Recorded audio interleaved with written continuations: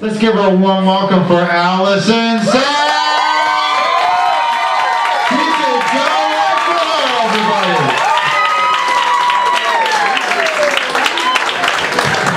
Oh my God! Look at this beautiful audience. Damn. You're welcome. So, you know, got single friends in the city. I have a friend named Lauren. I don't know if any of you guys have ever been single, but it's tough out there.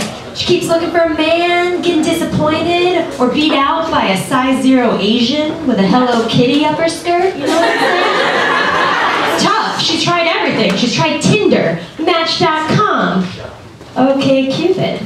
And she's disappointed. She's not getting anywhere. So we're out having drinks, and she's like, Allie, how'd you meet your boyfriend? I'm like, oh, Lauren, I am so glad you asked. I'm an old-fashioned kind of gal. I believe in the old ways being the best. So I use the time-tested tradition of Craigslist. Yeah. She's like, did you meet him on Misconnections or W for Anna? Like, no, my friend.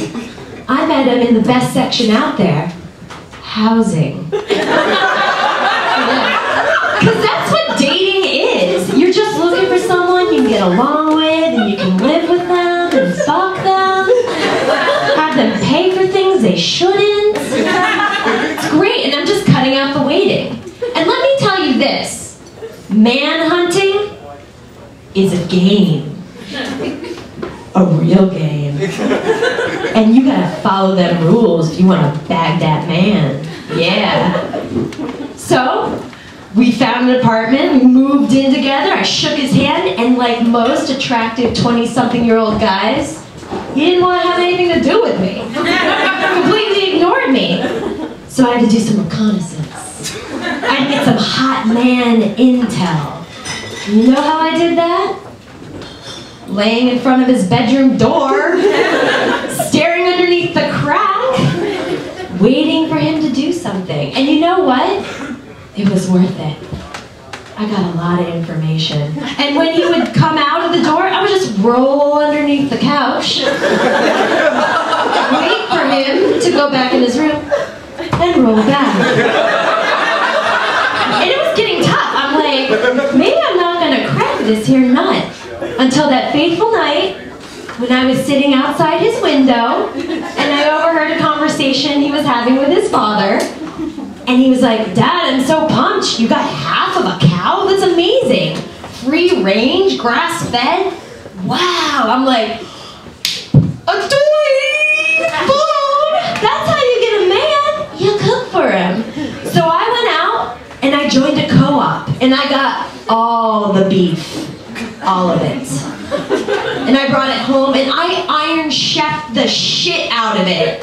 I'm talking rosemary potatoes and baby kale. Yeah, I fucking seared that steak so nice.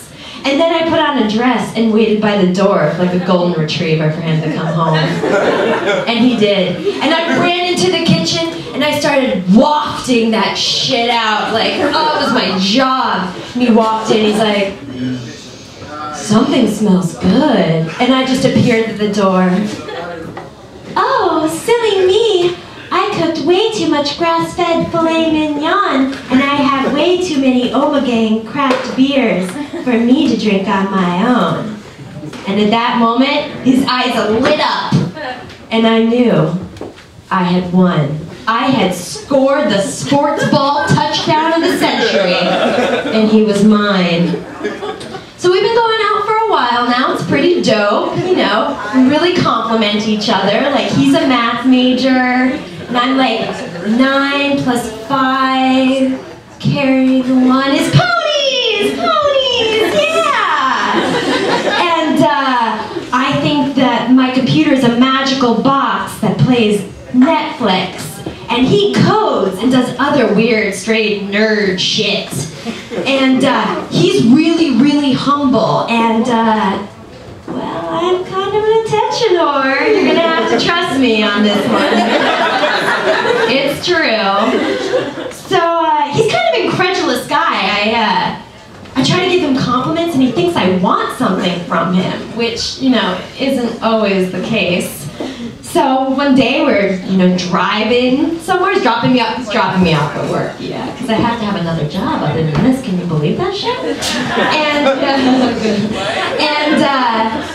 He was making some awesome jokes, and I was like, babe, you're really funny. And he looks at me with like stank face, and he's like, you just want that dick? And I was like, yeah, I really think this is love. All right, that's all.